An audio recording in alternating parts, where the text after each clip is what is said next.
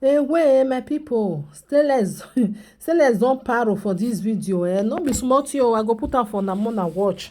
You see all those people wey be say they carry this issue of late Sharon put for head.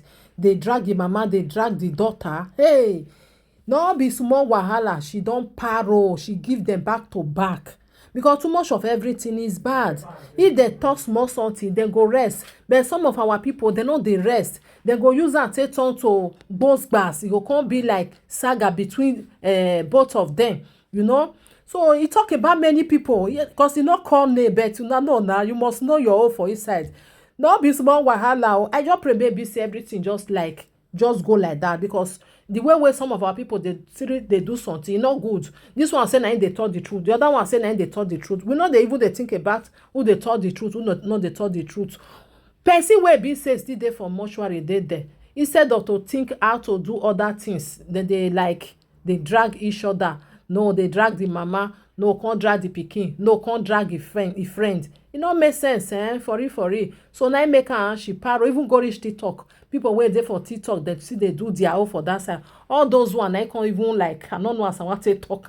Anyway, my people, may I put the video for now, more and watch, more and listen to what she talk for inside here. Okay, bye for now. God bless you. Thank you for watching. I will explain what I mean to you. But if you still get brain to understand my English, meaning say you heard it. So the kind of video where they see from Facebook to TikTok, from TikTok to Facebook, is very hungry niche. Most of you are just acting. I'm not gonna call on names here. You don't understand. As now the true and give Sharon will die. Will be say, well, you rather not feel come, not feel get up. Now come they say, stop lying against me. You stop. Can you just stop? Stop it now. Can you just stop right now? Can you just stop, please? Can you stop? Stop. Easy, tell them make them stop. Mommy, go tell them say na lie. Mimi, are you there? Go cry. Let them know that they are lying. She dey vibrate up and down now. She not fit get up now. Say she won't come defend herself. She won't come speak for herself. They say let the living bury the dead. But it can't be like saying that the living see they fight the dead. For that simple reason. She's not my enemy. She's not my best friend. She's a sister.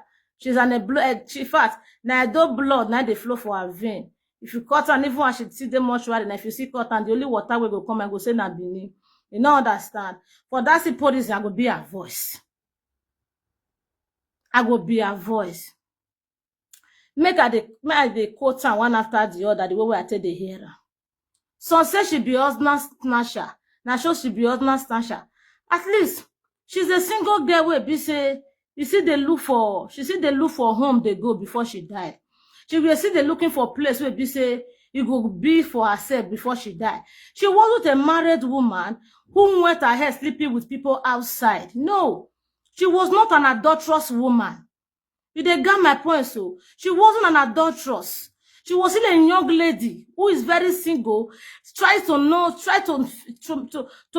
make a choice so that try to find a home. Man, where go toast lady, where you will get wife for house. She not go anybody house, go for anybody picking carry come out for his house. No, she just did. She wasn't an adulterous woman where be say they don't pay her bride price. She can't go to come out for her husband house. I do a equal what I do a cook lele, no normal way, or more call they say, this your first daughter now, and this one go to send my daughter, this one go to send my daughter, or people call they say maybe my daughter be that, or maybe not be daughter be that. She was just a young lady, and she was in the process of trying to build a home. And she's not a she may not fell leave that one herself for this husband snatching side, because she not snatch. She not snatch anybody. I know anybody will come drag Sharon for social media. Even till now when she don't die. Say I see her with my husband, or I say I not see her with my husband. That aside. Now so I see here saying now so she do Asha will follow everywhere.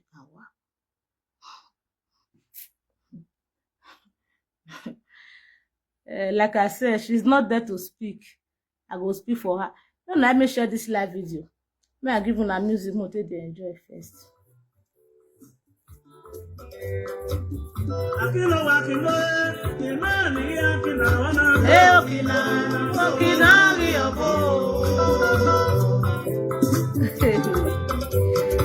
My phone you.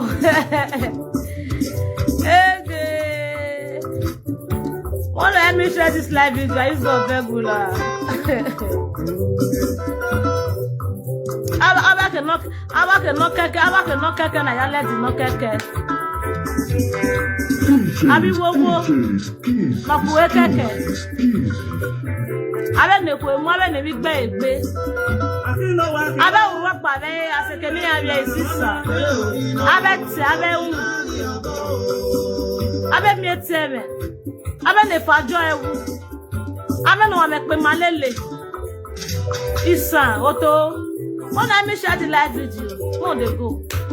I don't want to stay too long, yeah. Now only 1 hour I want to stay here. Back 1 hour drop.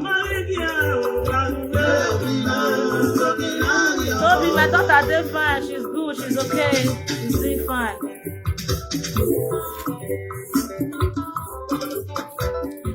They say Sharon go do a shower. No country where she not do a shower follow for this Europe. Sharon, wherever you are, my darling, I'm proud of you. Now you be the Ashawo way, do Ashawo way, see something bring out of fees for this Europe. If you really say Ashawo, you really do. See, you really do Ashawo, you do Ashawo follow everywhere. At the end of the day, you see something bring come out. You know they go supermarket, go to Pampers, take where your picking. You never go supermarket, go to Bossas, go give one man. You never thief one day, say you can't thief. Your man can't the hungry, you can't go thief, carry come house. You are never stealing. No supermarket go see your CCTV camera break come out. Say, this Sharon was in this area. For this area where Sharon day. Now here for thief. You never thief one day for your children. You stand as a mother. Even as you see die, so your children have something to enrich from you, home and abroad. Even as you see die, so your children, they have something to enrich from you, home and abroad. In Nigeria, you make a home for them. In Europe, you see, create a home for them. My dear sister, wherever you are, be proud of yourself. Be dancing, be jubilating, be celebrating. Because why? You are a woman. Not just a woman with pride. A woman with dignity. You are a single mother, not single mother with choice. You are not a single mother with stupidity. You are not a single mother, a less or present single mother with I wanna born. Or as if I boy, you be proud of shower. You use a shower money to build something, to make something. You know, you social media, you take doing. Not be social media, you take left foundation. Not be social media money, to roof house. Who use a shower to build half? You use a shower to build house. For Nigeria, you can't use the shower to buy house for Europe. For yourself and for your children. What born the Sharon man? What born the Sharon man? What Sharon mama no enegbe Sharon what I am proud of you. O ma se ni buni ro wodo ni ho wa. Gwa no ye wu mi ase ya so ni yo ni Yesu ni kwesu ani wewu nu. Emi ese me be ku no le leso kian. Mi aga yan ila webu ni na agun a. You understand? Even if who yeru within your reputation, your personality, your dignity as a woman. Sharon, you make a good name for yourself and for your children. Fuck all those idiots. Fuck all those morons where they social media, where they TikTok, where no fi carry their soul, poop castle, make their soul. Abenete giame, no you kun yoga mave. Abenete giame, ni ya ponsa lo boy ni ya betese, iya maka ugbasha wo ya asani juwe. Ye makagetu ya gbasha wo ya asani juwe madam 50 cents. A business no very uni do no ya bi wa wo bi juwe la webu. Di ya wi be juwe be gbasha go je no enegbe no be gbasha wo na ogba no no. E so ro ni mu mi ya la webu ya mu ni bi ya do yuwe ya asani ya. Odo se so imieso be TikTok be derio. Imani sunu e na mo pa. Imieso be TikTok we naga ime na seto ya bi je. I wish you la what barroro ogwana. Or what barroro full mature woman who is almost 50 years. Now they talk for social media that they say Mama carry enter Europe. He said because he not used to totally work. Yeah, Mama not they talk to tomorrow. Then they your mind. So we are I'm so happy say they not add that one. Just say you used to totally work, pay your mama. If not let that one, no, mother 50 said you're mocking. You are a proud mother. Say we look at boy, abu community abu sheshe de ari dan ni ami ano amepe malele ni yo imi gwali ge ba ede I want to the Sharon no, I want to power na Sharon maso wa ni bun. Ne Sharon ya wu na wa ni bun ma je ne gbo wa re wa meje content ni wa ure. Wa ma ye mi ne gbo wa ya wu. Uwa ikwe me gwa na go iri. E Sharon le mochwari na wi. Uwa so yu gwa wa me boy ya ku eru de Sharon. Ya ga no be mo economy no mo ekone. Iwa me be bia ni bie. No be be bastard. O be te watera momore momo. Wa no mo wa la zamamera. Amamera momo. Amabe megbera momo. Era momo we momo era momo mamu. Umame gwala ru Okpamen na nobody gree carry. Enu wae ni se enu weni ladas enu fio wa se no pepilo se social media. Enu nyano ese enu we se. Enu riogwa wodukun se. Enu nyu ese. Amame no me wo mo. Wa gbalo emule le gbe kian. Umayo ba wa for many years we umayo ba wa. We negbe no ho wa. Egbe ni filu gbegbe gbian. Egbe mete me gbo so na gboja. Egbe no moto na gbe nekre na gbo modian. Egbe ni baba na gbe seye bo ni moti enegbe. Egbe te. Amuni edan amuni atosi. Na okay dey ladian. We say when Sharon baby fender. When Sharon baby fender. Baby father fall out. Ami ogu we. Adaba tero wo What is your boy? What's your no quite no carebe? We do not know. I will not toss. I will not down no ground of hall. Abak better about G. Abak better about G. I need to look when we supermarket. Why we are going? We know who the bear hoy. Oh, you know who the bear hoy. And the parrot were my TJ. We shall not go. Now I feel what I let go. Matter Ladian or Guma and you want. And then I feel the shadow what I let go. Matter or Ragmo. Wa mata be Sharon ragmo amame no tagere Sharon do your dori amame no tagere ebe age no panoro yo salo bua you are a bastard. That is a bastard. Who is a motherfucker? Be age no panoro no me na gbore no pare ave we no me be na de no gbe de no gbu we ba hwe u me di gwe ho me di gwe nyo. You don't know what tomorrow holds for you. Even as I'm speaking now, all this moment, the next 1 hour, I don't know what is home for me. I don't know what the next 1 hour hold for me. When no magic, no. What can this no work? But what say, baby, no too. Who are no lay attack? Who ma forgive her, no wound. I will never forgive her. I will never forgive her. I want no John as a man, my son. I will not say that me. I will never say so. No, my forgive over. I will not go magare ni pariave. I will where? Then you woo. I will say, I will not panorama the social media. No, why they not belikin. No, but let's talk about no power. I met Sharon. Is Sharon. Wow, I want my not in a minute back. When we were not Sharon. Well, to one of Sharon. Everywhere. Everywhere better. Everywhere be. You know that your body. When I bet you, if you want your bow, when I be on when not be on the ne, when not be 4 children, 4 papa, when we are moving, we are to Sharon. We are moving, we are to more than 50 cents. Who is a bastard? Who is a motherfucker? Is the father fucker, sister fucker, brother fucker, cousin fucker? We are to Sharon. Is Sharon blaming? Is Sharon Okpa? Is Sharon okay? What's you work? If you want my, can you check? Sharon Okpa? La do you want Okpa? La DJ rapist. Is Janini? We're not busy that fear. Oh, I said, but I do know where they do. What 2 women? What 2 of you who go out salwa baba? Yes, Sharon, how can you? Can I be marking? Can you go water? Can you message your water?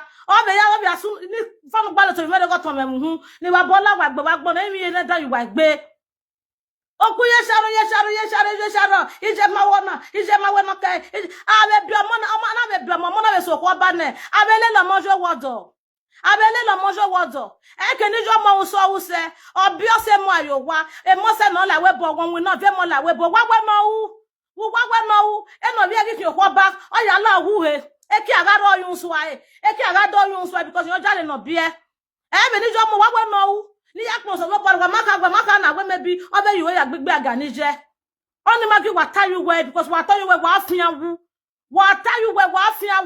ijo obe do so da yo obo de ti jale pepe no pe abana awa mi pe ni je ti apepe na ona we no care she was matured enough and know what is good for her for crying out loud. She was a full grown up woman who is above 18. Agba mama ya